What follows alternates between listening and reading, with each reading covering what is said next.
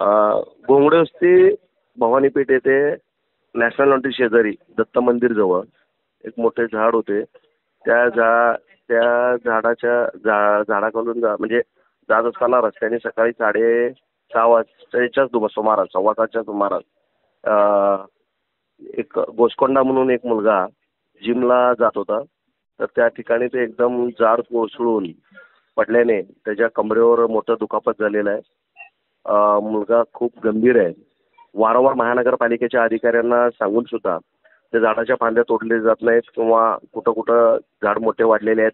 अशा पद्धतीचं न तोडल्यामुळे ही दुर्घटना बेजबाबदार वागणाऱ्या महानगरपालिकेचे अधिकारी कर्मचाऱ्यांमुळे ही घटना घडलेली आहे. अनेक वेळा सांगून सुद्धा अशा पद्धतीनं हलगर्जीपणा करतात.